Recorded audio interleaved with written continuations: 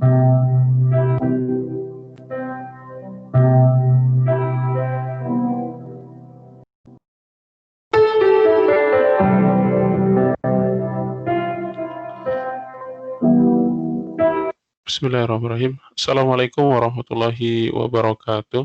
Baik teman-teman semuanya, kembali lagi bersama saya Yortanto Adwistiadi.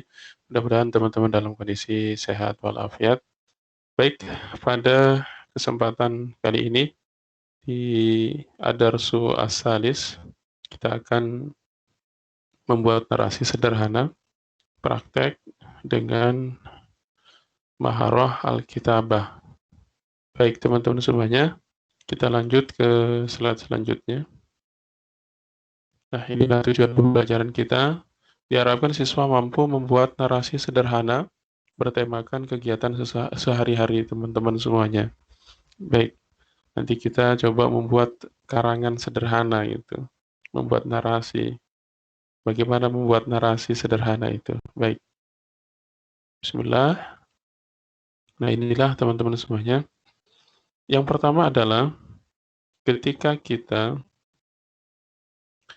ingin membuat sesuatu karangan atau membuat suatu narasi, maka diperlukan hal-hal berikut. Yang pertama kita memahami terlebih dahulu di sini namanya asardi at-ti'dadi, yakni artinya narasi enumeratif ya, sesuai dengan urutan waktunya. Jadi kita membuat suatu karangan sederhana berdasarkan urutan kejadian, urutan event seperti itu. Kemudian lihat di sini teman-teman semuanya.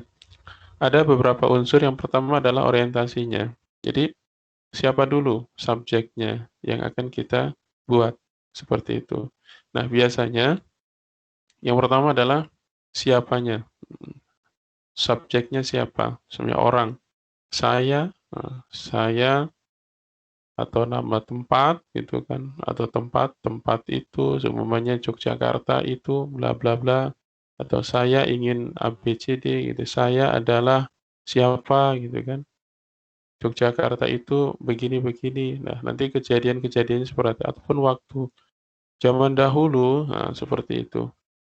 Kemudian dari setelah penentuan subjek atau orientasi atau disebut dengan al-itijahat, itu masuk ke eventnya atau al-hadas ya. Event atau urutan kejadiannya. Jadi kejadiannya apa gitu kan. Di sini ada tertibu al-ahdas. Jadi urutan kejadian. Urutan eventnya apa? Mulai dari al-hadas al-awal, kejadian pertama, sampai kedua, sampai akhir.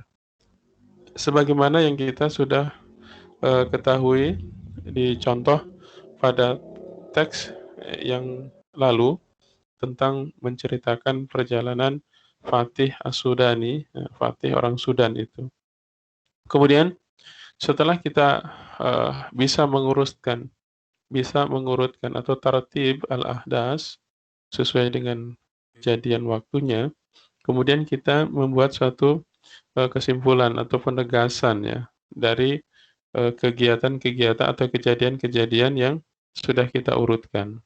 Apakah setelah melakukan mengurutkan kejadian-kejadian tersebut, saya merasa senang, ataukah kalau terkait dengan tempat, oh tempatnya sangat bagus begini dan begitu, seperti itu. Jadi ini gambarannya teman-teman semuanya.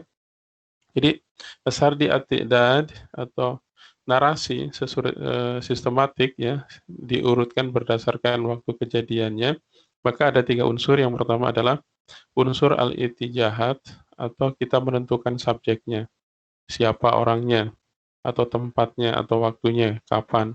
Kemudian yang kedua, kita berhasil atau kita bisa membuat urutan-urutan kejadian, ya, kejadiannya mau apa.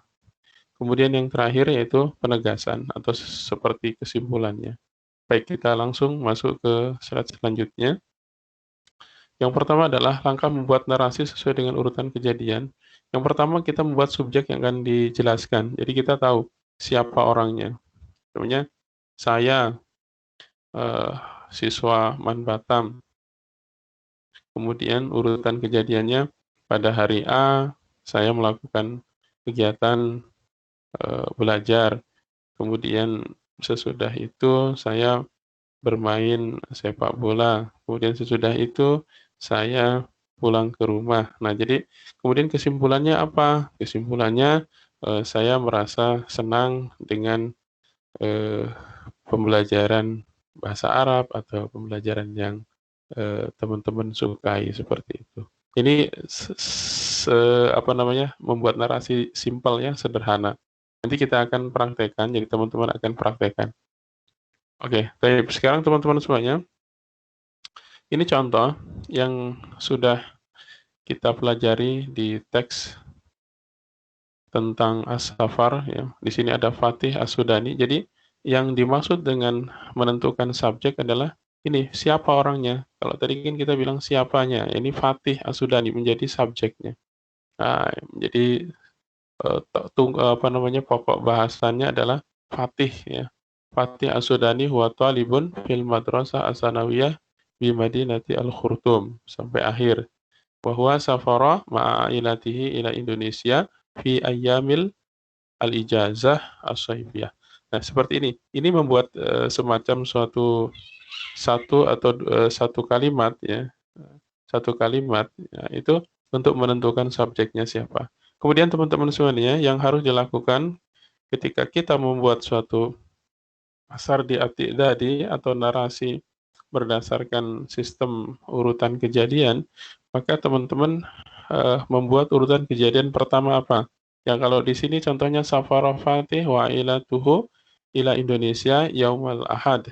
Berarti teman-teman, saya pada hari ini saya melakukan hmm, belajar sebelum apa namanya, bangun semuanya kegiatan sehari-hari. Saya Ahmad, eh, siswa Man Batam, dan saya tinggal di Batu Aji semuanya gitu kan bersama keluarga.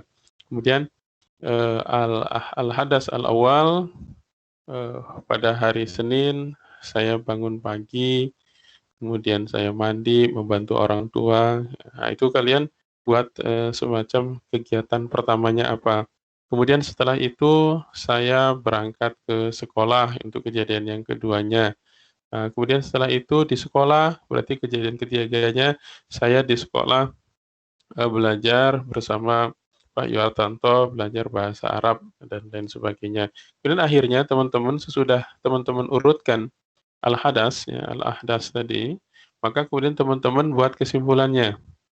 Semuanya sya'ura, sya'artu ya, jadi sya'artu berarti saya merasa apa, senang, ana masrurun semuanya biliqa'i al-zumala wa asdiqa al-ukhra semuanya fi al-madrasah.